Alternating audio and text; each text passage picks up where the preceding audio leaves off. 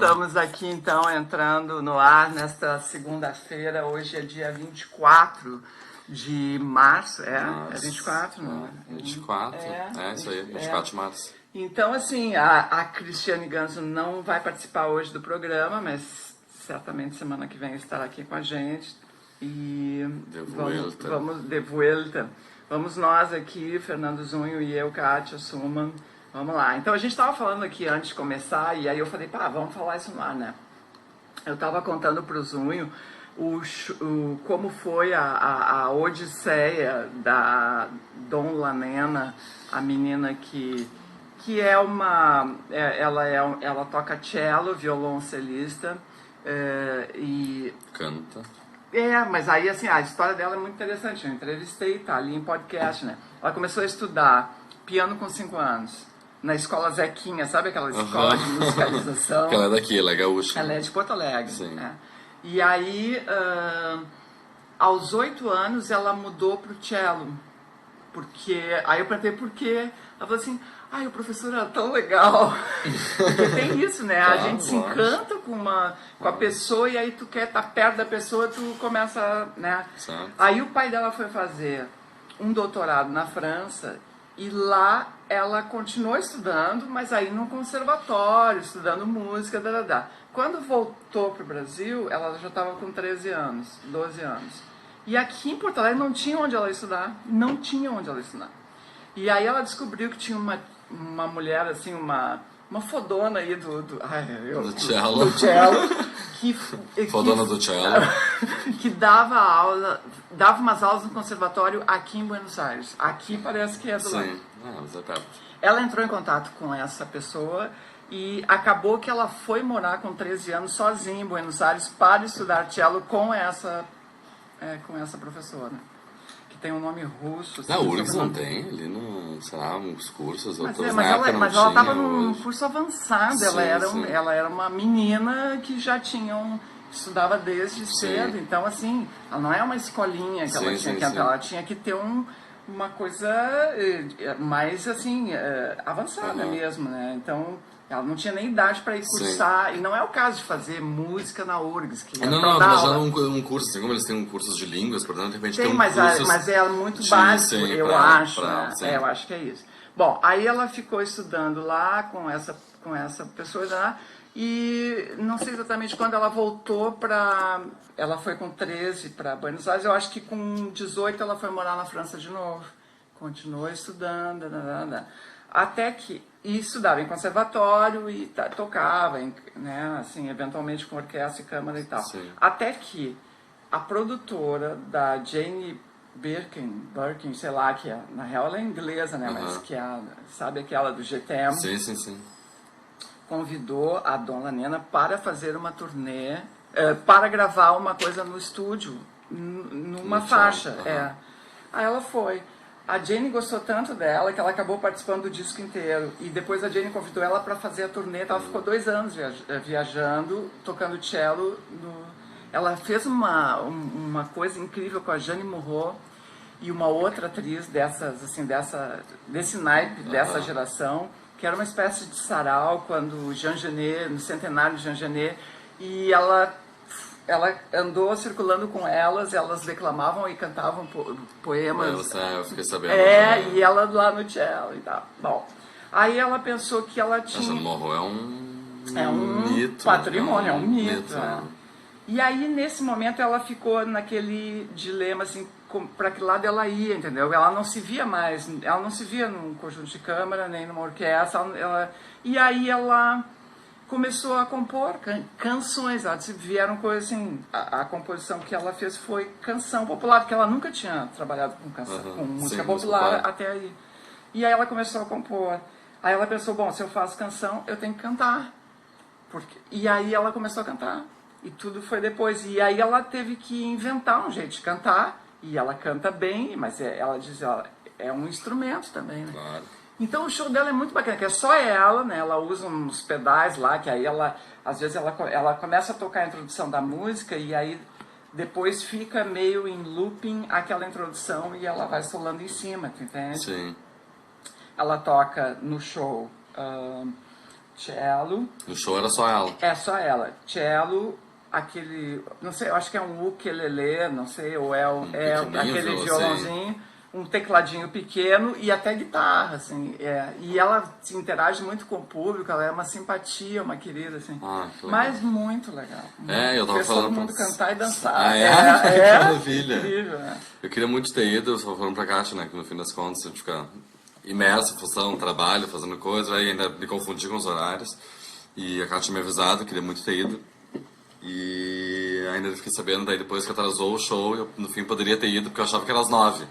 Aí falando com a Kátia, eu descobri que era às 8, deu, ai meu Deus, tá. E no fim começou começou quase 9. Não, e aí era isso que eu tava contando pro Zung quando a gente resolveu abrir aqui o microfone. Que foi assim, ela foi uma tensão extrema. Então, ela veio aqui, a Dawn veio aqui na quinta-feira, foi o dia do show. Ela deu uma entrevista aqui no Talk Radio e foi direto pro teatro. Então ela saiu daqui a 1h da tarde. E chegou lá, o grau de sucateamento desse espaço público é tamanho que ela não... o técnico não conseguia resolver, eles não tinham equipamento, não tinham tomada 220, não tinha nada, entendeu? Então foi um estresse para tentar resolver. No meio do show, teve um momento... Bom, atrasou tudo por conta disso. Teve um momento no meio do show que ela pegou... Acho que foi a hora que ela pegou a guitarra, Aí ela ia tocar e começa assim, ó... É um som, sabe aquele som que dá na caixa de som, que é uma interferência, que tu não sabe que é altíssimo. Aí ela olhou assim pro lado e veio o técnico, tentou, mudou o cabo, não sei o que. Aí ela ia começar de novo, o barulho, era um barulho ensurdecedor, entendeu? E ela olhava assim e falava assim, tipo assim, pelo amor de Deus, resolvam isso, né? Até que ela falou assim pro cara lá que tava operando lá na frente, apaga essas luzes aqui, que ela tem umas luzinhas coloridas que ela usou. Aí o cara apagou as luzes, parou o barulho. Agora eram as luzes, o barulho? Era uma interferência da luz na caixa. E aí tu vê, uma artista ter que ficar nesse estresse, né? Então foi assim, foi tenso, mas ela se comportou assim bravamente. Como o show não pode parar, ela fez um belíssimo show. E depois fez um pocket no sábado, né? Esse eu não acompanhei lá na Bamboletras. Enfim.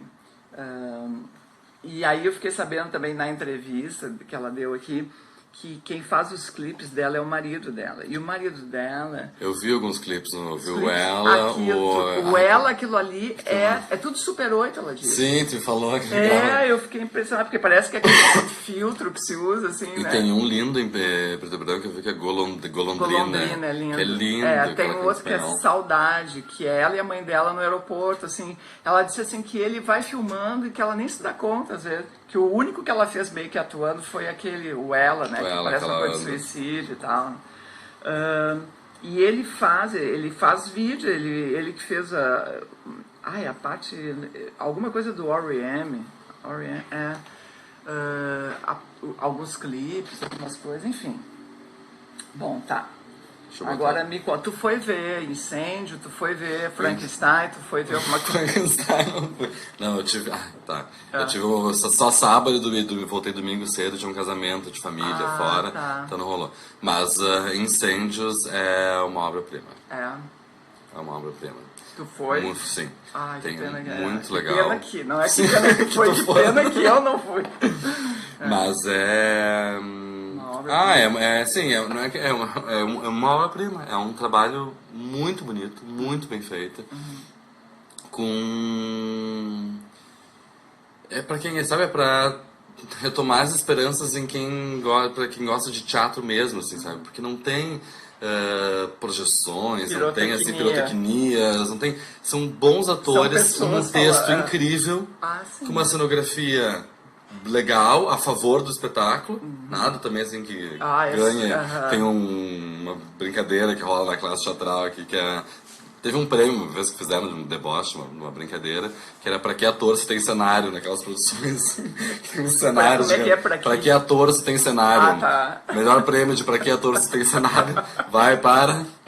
E daí as produções ficaram cheias de cenários, não sei o que, escadarias, planos de fundo, vários ambientes. Muitos planos. Muitos planos. Uma loucura, E, enfim, é uma cenografia bonita, Teve um foi filme espetáculo. disso, Tem um né? filme. Eu não sei. Tem o texto, na verdade, Quem que. é? Ai, É de- procurei porque eu jamais saberia repetir Tá, o mas nome. não, mas é de que nacionalidade? Eu acho que ele é russo, se não me engano. Ou. Ah, tudo bem. Tá. Procurei, mas é um nome que eu não sei, eu não saberia Tá. repetir.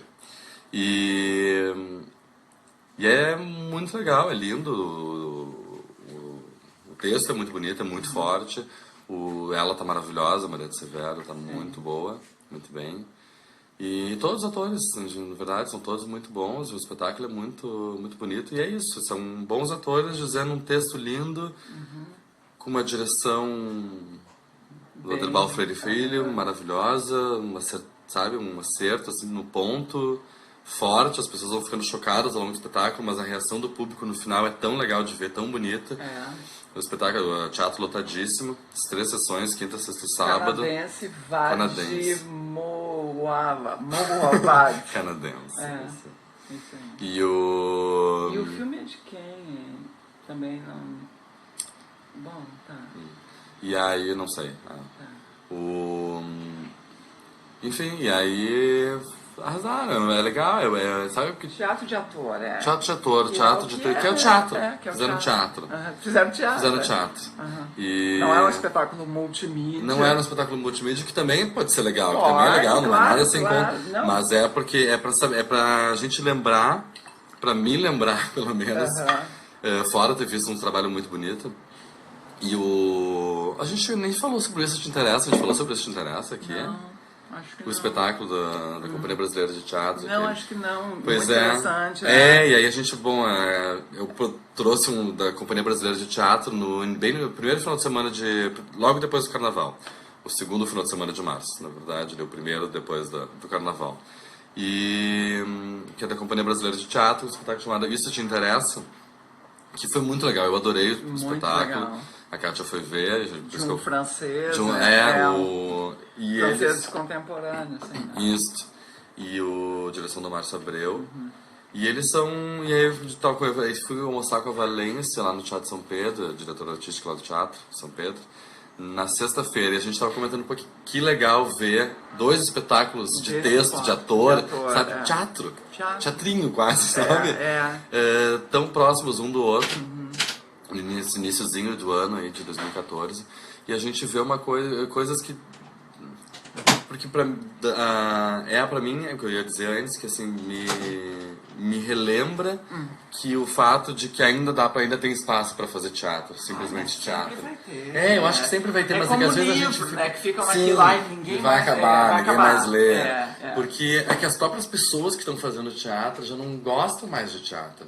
A sensação que eu faço, que eu sinto é essa. Uma gurizada muito nova, e gente boa, não é que seja, sabe, gente com um trabalho de pesquisa legal, com trabalho com fundamento, com estudo, com pessoas que têm cultura. Mas eu acho que falta ainda as pessoas se apropriarem do que elas estão buscando para fazer teatro, porque elas continuam chamando de teatro o que elas estão fazendo, né? E às vezes são coisas tão que parece que uma coisa corta a outra, sabe? É tudo tão focado no corpo, ou nas coisas multimídias, que vai dando um cansaço que a história em si, pelo menos em mim, ou o problema pode ser eu, não chega, sabe? Muitas vezes as coisas eu vou para assistir querendo ver e ver o que as pessoas têm para me mostrar, e eu saio de lá assim, sem emoção nenhuma. Não aconteceu nada de emocionante, não aconteceu nenhuma história bonita, ninguém mudou minha vida, ninguém, sabe? Sim, não. Então eu sinto falta, e aí eu vejo produções como essas, peças como essas, que são simples, textos bons, bons atores, preparados para dizer aqueles textos. E aí me dá uma esperança, por isso que eu falo que renasce a esperança, que ainda dá para fazer teatro. Claro. Eu acho que sempre vai ter espaço, lógico que vai ter espaço. Mas a gente tem que acreditar nisso. Mas eu acho que a chave, tu já deu aí, a chave, é o texto e bons atores, né? Exato. Então, assim, mas é difícil ter texto bom, não é bem assim, né? Então, não é, né? É complicado. Qualquer texto, qualquer narrativa, assim, ela exige um conhecimento, um domínio de técnica e enfim, um enredo, uma história boa. Com certeza. Né? Agora, o teatro é mais, me parece mais complicado ainda, né? Porque, cara, às vezes os atores são bons, tá tudo certo, a concepção é certa, mas o texto a história é fraca, ou o encadeamento das coisas não convence, ou enfim. Então, mas tu tem assistido coisas, né? Nesse de Recife, tu assistiu também espetáculos. Né? Esse ano tem sido bem legal nesse sentido, assim, tenho viajado um monte a trabalho para ver espetáculos, para ver coisas. E é difícil. É difícil de ver coisas... lógico que tem. E é muito legal quando a gente vê, vê coisas boas, assim. E tem muitas coisas muito legais. Na Austrália agora também vi mais coisas de danças mesmo, algumas coisas mais performáticas. Mas é legal. Eu estava discutindo esses dias com a Vika, está lá no Porto Alegre em Cena.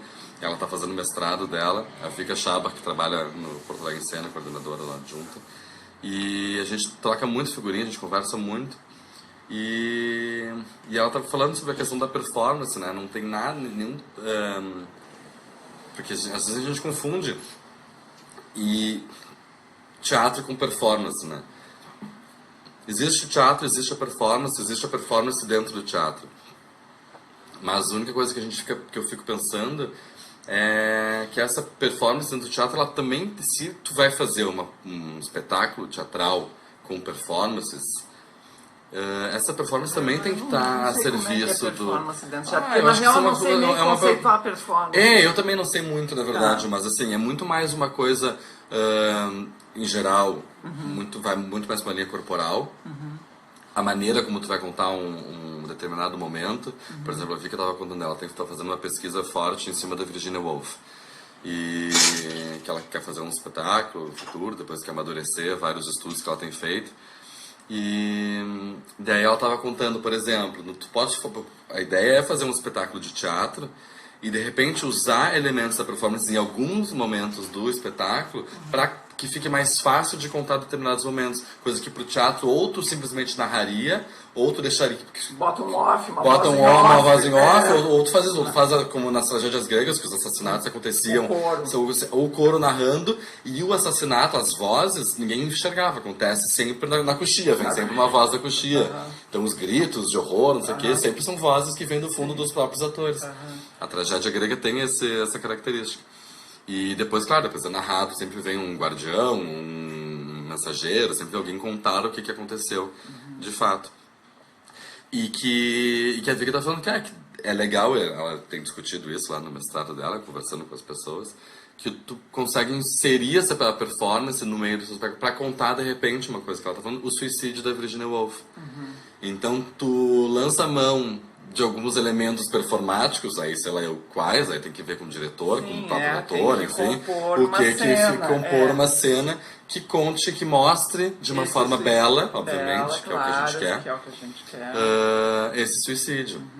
Então, só que claro, quando a coisa fica muito solta, que é simplesmente uns corpos que tu não entende o que eles estão contando, e com texto junto, aquilo vai eu não consigo prestar atenção nas duas coisas.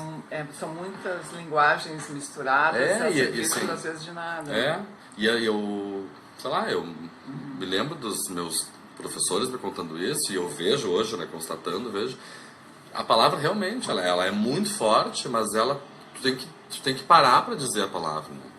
ela tem que ser a coisa mais importante naquele momento. Se tu tá com várias outras se tapeando em cena, mexendo, girando, pulando, Outras fazendo formas de horrores atenção, e dando texto, ninguém não consegue prestar demais, atenção. É demais. É muita coisa. É muita coisa. É muita informação. Muita informação, Mas... Agora teve esse outro espetáculo de dança, né, que eu vi, que lembra que a gente viu o vídeo aqui na semana passada, que eu te mostrei, que era o Frankenstein, que é uma companhia portuguesa, e que se apresentou aqui no Bourbon Country, mas eu não vi. Sei lá, se os ouvintes viram, podiam comentar. Pois é. Aliás, teve tanta coisa neste final de semana, assim, acontecendo. Teve horrores de coisa, Horrores de coisa. Teve, o negócio dos Beatles Day na Cidade Baixa, né? Teve...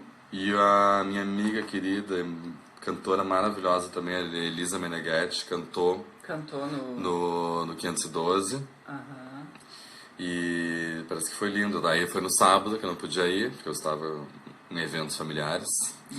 E que também são importantes, fazem parte, aquela coisa. Mas aí perdi o show da Elisa. Mas que parece que foi muito legal. Queria muito ter visto. Tem uma gurizada, sabe que agora com o Godspell, produzindo Godspell no passado, eu me aproximei tanto da música, de uma certa forma, porque... de uma outra maneira, porque assim, a música, ouvindo música e baixando discos, ouvindo discos e tocando na rádio aqui, enfim, conversando com as pessoas, era uma coisa que eu já fazia muito parte da minha vida, sempre gostei. Mas agora eu convivi com músicos durante um período, tipo, mais ou menos 4 meses, produzi um musical, então convivendo com músicos quase que diariamente, durante 4 meses, e vendo a forma deles pensar, a forma deles ouvir o mundo, ouvir as coisas, transformar as coisas em som. E, nossa, isso foi muito legal. E eu aprendi muitas coisas, assim, então comecei a ter contato com pessoas e entendi desses eventos, conversar e ver o que... E saber que tem uma gurizada nova aí, acho que muito, muito legal. Acho que se a gente conseguir que as pessoas tenham um foco, né, e fazer coisas legais de trabalho, eu acho que tem uma gurizada muito boa para vir por aí pela frente, sabe? O que me alegra muito. Legal, né? Pensar que não acabou, que não tem mais ninguém fazendo nada, que não tem mais ninguém produzindo nada. Eu acho que...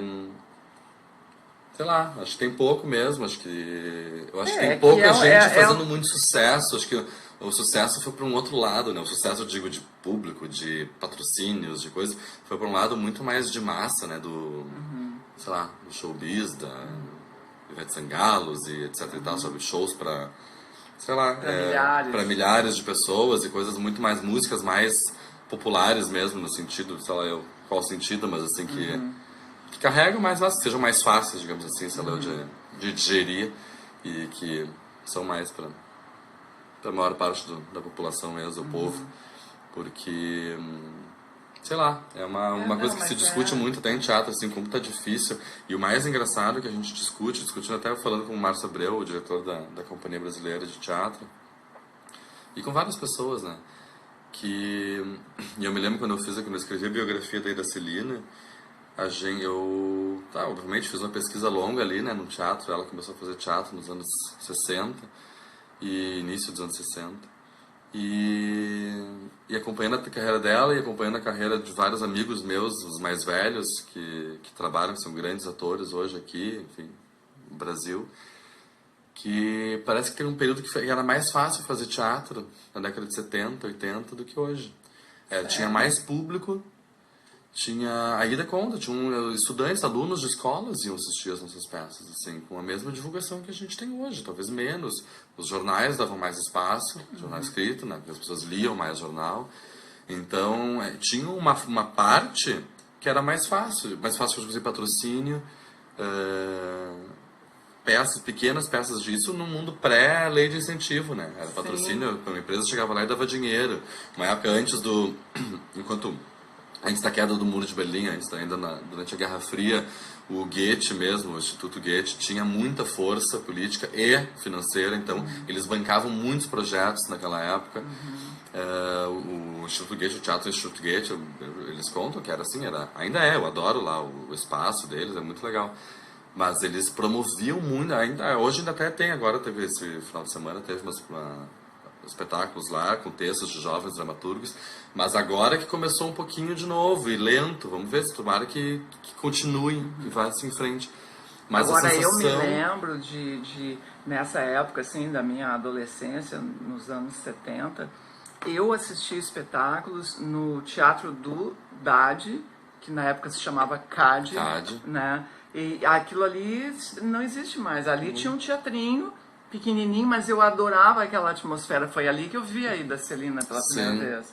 E também tinha... Lembro, a Conversa de Anjos ou a que Morreu de Amar. Eu me lembro perfeitamente, eu devia ter uns 15 anos, eu fiquei impressionada, assim, não entendi nada, mas eu adorei. Carvalho, né? Era a direção do Carlos Carvalho. Não sei, talvez a direção. Tinha um cara que era Isnar, eu acho, um ator que era um cara super bonito, assim.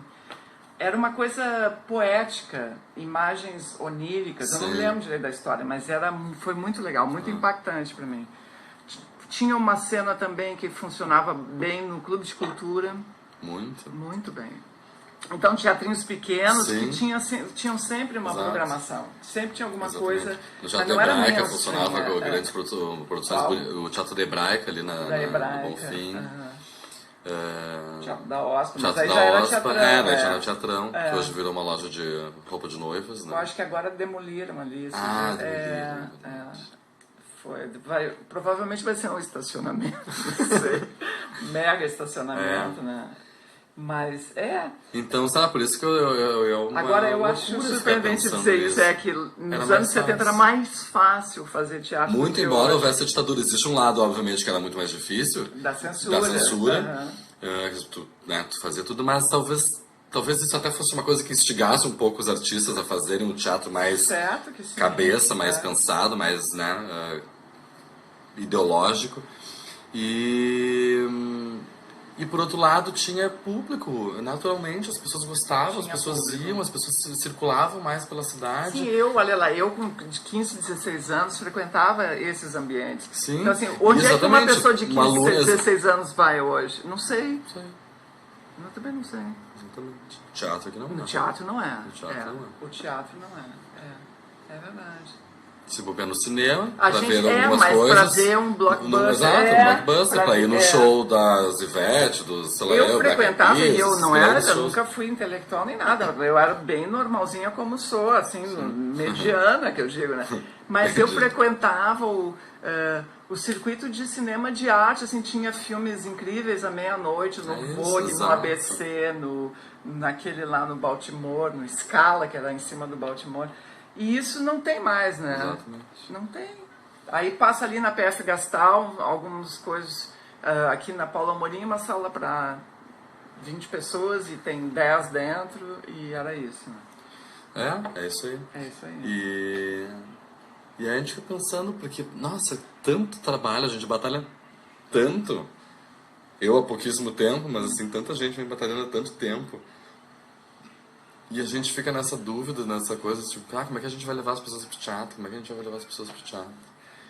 E tem coisa tão boa pra ver. Mesmo daqui, produções locais, tem coisas legais pra ver. Eventualmente a gente vai ver uma coisa que a gente não gosta. Bom, qualquer lugar do mundo. Qualquer lugar do mundo, Mas tem que ir, tem salas bonitas, tem salas preparadas.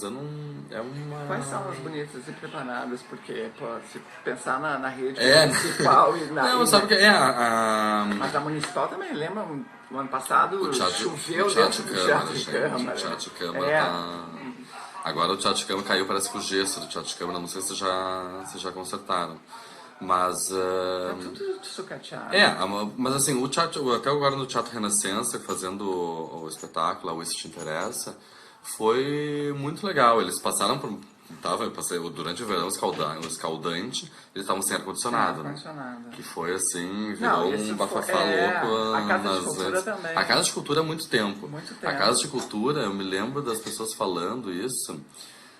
acho que no início da década de 90 já, ou sei lá, talvez já mais pro final, sei lá, mas na década de 90, de não ter... Não, de não ter ar, dos seguranças que ficam... De não ter nada, dos seguranças que ficam embaixo, de ter espetáculo em cima, os seguranças que estão embaixo não ligam as luzes, alguém vai lá e pergunta, no espetáculo eles não sabem de nada, e, né, que dirá parte técnica e... Sim. Então, tem uma mas claro que quando aí para isso existe uma produção, né, para tu levar e dar uma maquiada no lugar e tentar receber o público bem. Sim. Mas é difícil, mas tem que fazer. Tanto é que é isso, durante o festival a gente usa várias casas da cidade e funciona. Fora, claro, eventualmente quando acontece uma chuvarada e cai o teto do Teatro de Câmara. Mas na verdade não tem muitas casas boas. Tem o quê? Teatro São Pedro, o Bourbon Country. O SESI, que é uma casa boa. O CIE, que eu acho uma tristeza, porque o CIE, eles gostam muito de trabalhar conosco, com espetáculo, levar espetáculos. Mas é um teatro que ficou muito voltado para eventos comerciais, eventos deles mesmo, sei lá, palestras e, sei lá, atividades comerciais mesmo. Deles, lógico. É uma pena que ele não Mas eles gostam que eles não sejam disponíveis, porque é um entendi. teatro muito bem equipado, novinho, e eles gostam de trabalhar, a gente sempre tenta negociar Então tem 3 teatros bons, é CIE, Bourbon, São Pedro e... Qual é o outro falando? Hoje, por exemplo, eu gosto do Teatro Renascença. Eu gosto de trabalhar com Renascença. A Álvaro Moreira, por exemplo, é que daí são salas que estão... Aí são queridas, tem um outro lado, assim. Ela é uma sala muito boa de trabalhar. Tem poucos equipamentos, então você tem que levar equipamentos de fora, tem que alugar coisas, enfim. Às vezes dá pra a gente faz um remanejo, traz do Renascença pra Álvaro, que é do lado. Mas é uma salinha que eles reformaram há pouco tempo, então tem umas cadeirinhas novas ali. Só que, claro, ela não tem rudimento, mas aí tem vários teatros que é uma característica do teatro.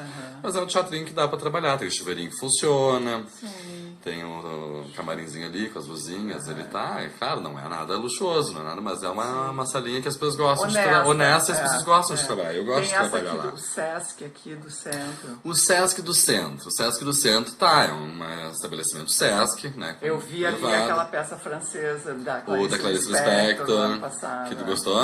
Eu gostei muito. É muito legal, o espetáculo foi muito bonito, legal. O grande problema daquela salinha do Sesc é as dimensões dela ali, mas é um espaço que também tá todo... Bora, Damasceno! do palco. E quando tu senta mais pra cima, um pouco mais pra cima até, nem precisa ser muito mais pra cima, tu já não enxerga a boca de cena ali, porque as pessoas estão na tua frente. Então tu já perde um pouco mais de profundidade ainda, já tem pouca profundidade, tu perde um pouquinho mais. Mas é uma sala que tá lá, bem cuidada, com seus, não tem coxia, então é um auditóriozinho. Tem o SESI aqui, que eu esqueci. Tem o SESI. O Sesc...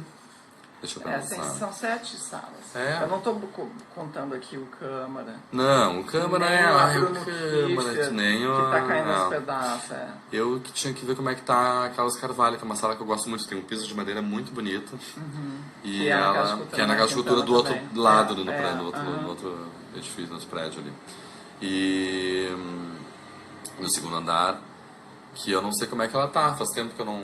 Agora é brava, né? Assim, mas é que o que eu acho bravo e triste é que realmente existem administradores, existem pessoas ali focadas, não, existem pessoas que deveriam estar enchendo o saco diariamente. Não, mas é isso pra melhorar. Que é triste, é que tem que ficar enchendo o saco. Exato. Porque, assim... E é um trabalho, o trabalho que eu acabo desempenhando também, quando eu vou para esses teatros. O Teatro Renascença, por exemplo, entra aqui e diz, a gente arruma isso aqui, a gente conserta, eu sou chato, sou aquele o produtor pentelho que chega lá e fica assim, Mas é uma pena, assim, que as coisas sejam conduzidas dessa maneira, porque grana tem, né?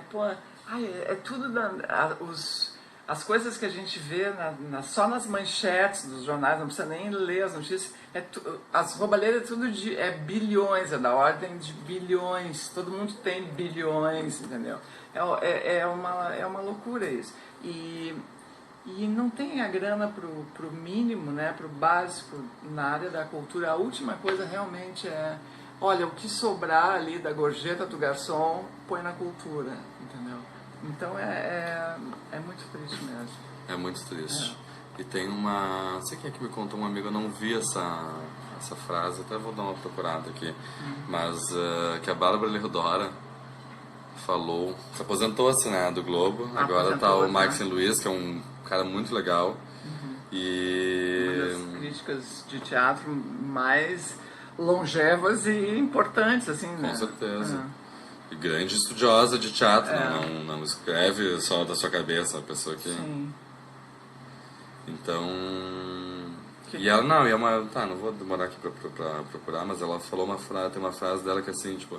Eu acho que peguei uma entrevista pra ela, que perguntaram... sobre o teatro, a sociedade, não sei o quê, daí ela falou assim... o teatro reflete a sociedade. Ah, não, perdão, como é que vai o teatro? Ela falou assim, o teatro reflete a sociedade, basicamente, mais ou menos isso, não sei porque até me contaram. Mas, o teatro reflete a sociedade. Então, veja como é que está a sociedade e é assim que está o teatro hoje. Ou seja, fazendo uma crítica à própria... E a gente está num momento realmente que a coisa tá feia, né? E aí, bom, pelo menos houve esses atos aí, marcha da família pela não sei o quê, mas assim, foi patético. Foi patético. Né? Patético. Eu assisti a cobertura que o Bruno Torturra, aquele cara do Media Ninja, fez. Ele nunca mais tinha voltado a fazer, né? Ele se afastou um pouco do Fora do Eixo, teve toda aquela lambança, aquele programa lá, o Roda Viva. Os caras foram praticamente assim, demonizados, da onde que eles são sustentados pelo Estado, patrocínio da Petrobras e Lula e isso e aquilo, acusados de todo tipo de comprometimento político, e na verdade aquele trabalho foi muito bonito. A cobertura dos protestos foi assim realmente admirável. Ele voltou e foi fazer essa cobertura, mas assim, é patético, porque as coisas que os caras falam, assim, o grau de argumentação de quem defende, e eram poucas pessoas, mas é muito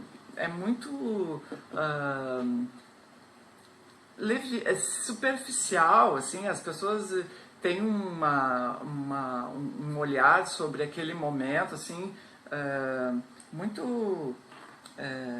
assim, fantasioso, né? Acreditando numa coisa de ordem e progresso, né? Que assim que os militares é que sabem como encaminhar a sociedade para que a ordem e o progresso prevaleçam, né?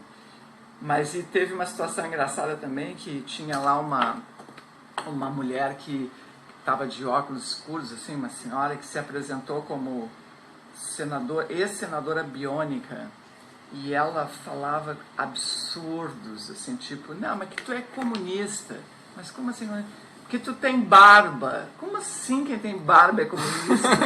Não, porque falava horrores, coisas racistas, e falando que... Mas assim, foi patético, e ele continuou entrevistando com ela, e ela falava horrores, assim, coisas só estupidez, entendeu? E aí depois ele postou no Facebook, o Bruno Torturra, que era uma trollagem, era uma atriz que foi lá e tirou uma onda dele, né? Aí depois ele botou ali o link pro perfil dela no Facebook. É uma atriz paulista que botou uma peruca, botou uns óculos e foi lá fazer o personagem da ex-senadora biônica e enganou ele, entendeu? Porque ele entrevistou ela a sério, achando que ela era realmente... E ela, inclusive, botou um nome que eu achei engraçado quando ele falou... Como é que é seu nome? Ela falou, Dulce Holanda, que tinha a dona Dulce, que era do Figueiredo, né? E Holanda, não sei o que é.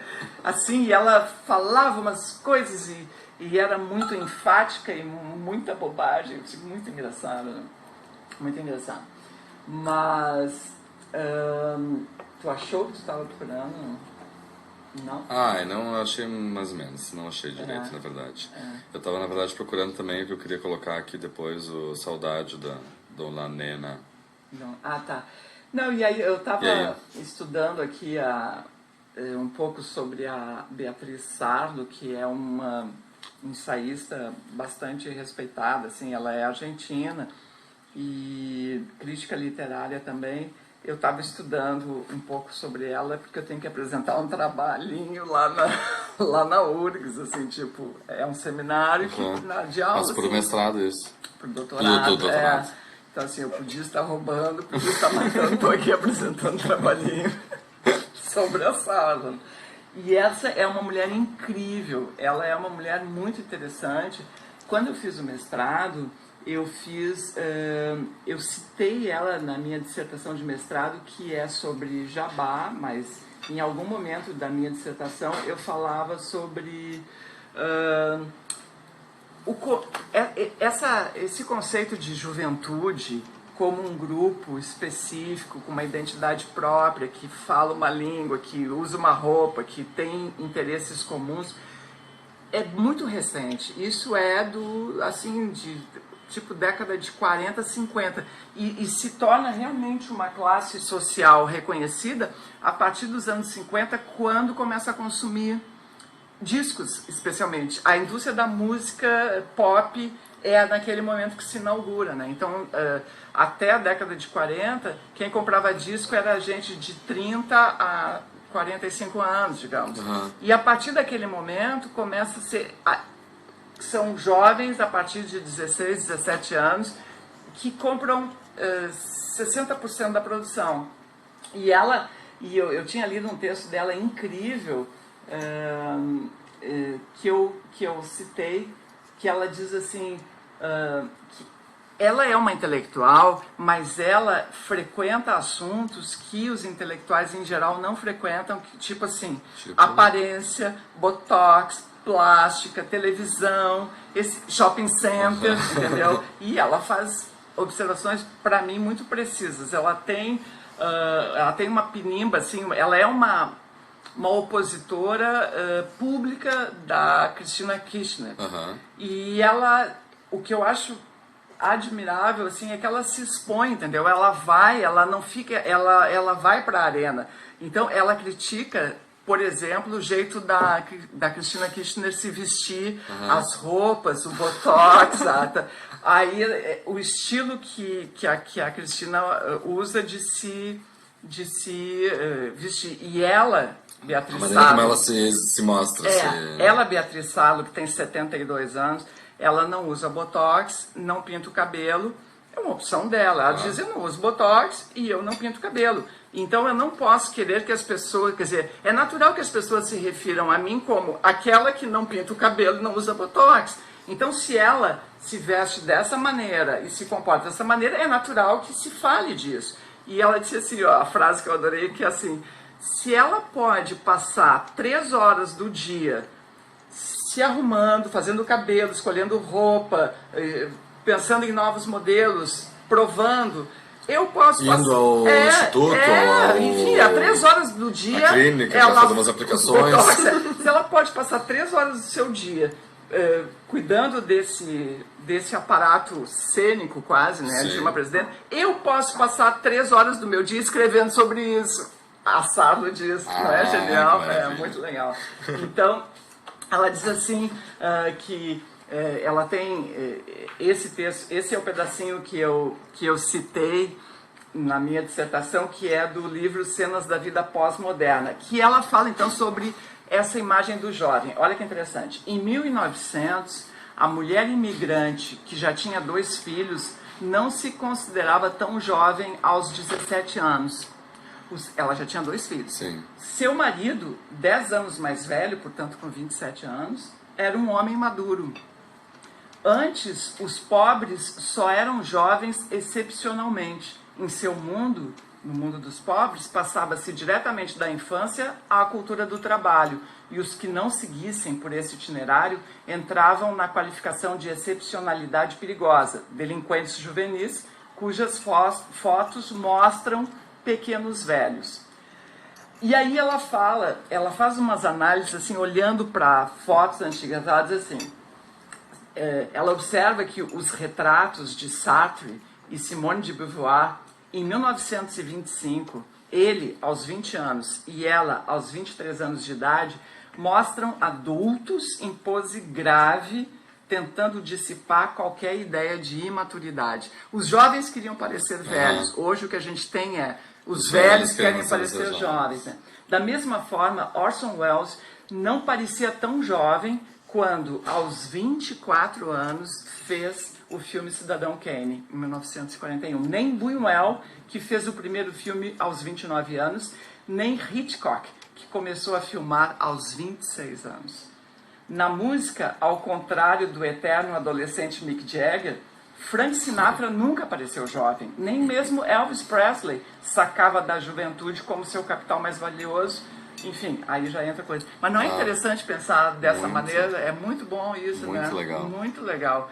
E hoje o que a gente... Então ela diz que a Argentina é, ao lado do Brasil e dos Estados Unidos, os 3 países que mais fazem cirurgia plástica e botox. E parece que a Argentina suplantou o Brasil, que é uma loucura. Todo mundo, botox, peito, bunda.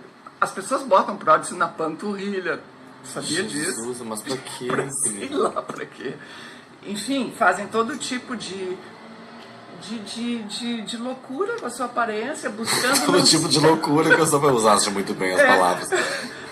Buscando não sei que ideal, um ideal que é colocado publicamente ou que as pessoas compram como querendo ser aquilo. Tipo essas mulheres que desfilam no carnaval com os biquínis e tal, com umas pernas de vampeta, como Gente, disse alguém, uns pernão de... Umas bundas loucas, umas bundas gigantes. Umas bundas gigantes, uns pernão... E não são aquelas bundas pro lado, bunda pra trás, assim, é uma bunda saúva, no melhor estilo de saúva. E, então, assim, quer dizer, elas usam isso, a mulher que está em casa... a criança, a adolescente que vê isso, fica achando que aquilo talvez seja o bonito, porque ela tá lá com aqueles destaques, sendo fotografada e tal. Será que é isso que é bonito? Sei lá, eu acho que isso altera a percepção da realidade. Eu não sei, mas eu acho... Gente, isso altera a percepção... do mundo, assim, tipo, todo mundo. É o que está acontecendo naquele momento. As pessoas estão, assim, no nosso mundo, né, na nossa cultura aqui. É isso aí. É isso que tá, porque também existe uma coisa, e é uma linha que eu não sei onde é que começa, onde é que acaba, mas é assim, uma coisa, porque por um lado eu acho muito legal as pessoas se cuidarem da sua saúde, sabe, da pele mesmo, coisa, mas existe um ponto que as pessoas, que é uma loucura, as mina pira. Sim. É uma loucura que não é mais assim, cuidar da tua beleza, né, da tua pele, da tua saúde, da tua aparência, para retardar um envelhecimento. Já é uma coisa ao contrário, né? Tipo assim, tu já envelheceu e tu tá querendo tapar aquilo. Não é nem só fingir, tapar aquilo, tirar os pedaços de pele, esticar ali, enfiar o negócio pra... Tem uma loucura isso, tem um né? momento em que vira uma doença, né? Que vira uma doença. E tu vê pessoas horrendas, gente. Tem pessoas horrendas. Tem. E aí, sim, e aí, tu olha as assim que tipo, as pessoas estão perdem. transformadas, deformadas, com os rostos, né? Os rostos. Tu vê assim, uma pessoa sabe? Bom, eu vou falar de uma que eu gosto muito. A Rita Lee. A Rita Lee se encheu de botox, se encheu de preenchimento, ficou com aquela boca assim, pra quê? Exato, não, pra quê, Rita Lee? Pra quê? Bom, mas enfim, cada um lida com essa coisa do envelhecimento do jeito que quer, enfim, né? Agora, mas é engraçado, é a própria história dela. Pela história dela, então parece que não combina. Não combina. Mas enfim, mas é que tu vê que ela própria se caiu nessa, digamos assim. Sim. Imagina uma menina adolescente que está ali, que nunca foi roqueira, nem do rock and roll, que não fez nada. Aí olha aquilo e olha aquela bunda, aquele pernão e fica, porra, mas eu não tenho, mas eu vou precisar fazer, porque eu vou ter que arranjar, vou ter que... Porque isso, não tenho bunda, tenho que botar, não tenho teta, tenho que botar. Não, mas diz que pra ficar daquele jeito, pelo menos as pessoas que fazem, assim, que lidam com essa coisa física, diz que só com anabolizante, só com Como é que Que é eles a chamam? bunda? Ou as Com pernas? um músculo tão avantajado, músculos, assim, músculos, tão, sim. porque o músculo só com trabalho não fica daquele jeito. Ele tem que ser Sim. estimulado quimicamente, sei lá, não tem nada Dá disso. pra ver quando dá é pra ver falso, que não. Mas é uma... Mas é isso aí. é uma Ou a esperança, enfim, ou o que pode acontecer. Falta esperança se a Cristiane já tá aqui, ela já tem uma... já me dá um peteleco. Mas, sei lá. Qual é a esperança? Que talvez né, como na história da humanidade a gente vê muito, não sei se vai ser o caso disso, não sei se pelo menos essa geração agora, mas que talvez o que aconteça é que essa próxima geração venha a negar isso, né? Que é o que muitas vezes acontece. Pode então, ser. Né, que isso não seja consequência, que tem que ser assim, tem que ser assim. Não, eu tô isso aí. depositando todas as minhas esperanças na próxima geração. Porque esta...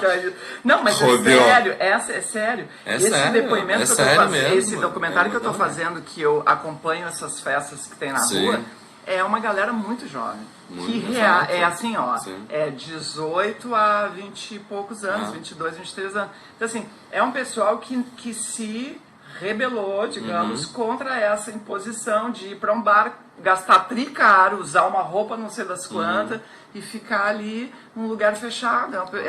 É uma galera que quer estar na rua, que quer ocupar espaço, que quer se divertir de outra maneira. Né? Exatamente. Então, sempre vai ter as duas coisas, mas o importante é que as pessoas tenham um espaço justamente para isso, para viver essa outra possibilidade de se divertir. Claro, é isso aí. Né? Que não seja sentado num bar. Exatamente isso aí que você falou. Feito então, Feito, meu amor. Então tá, queridos. Mais um Talk Radio, delicioso. Mais um Talk Radio. Então nos falamos aí na próxima segunda. Valeu, ouvintes. Bye, bye.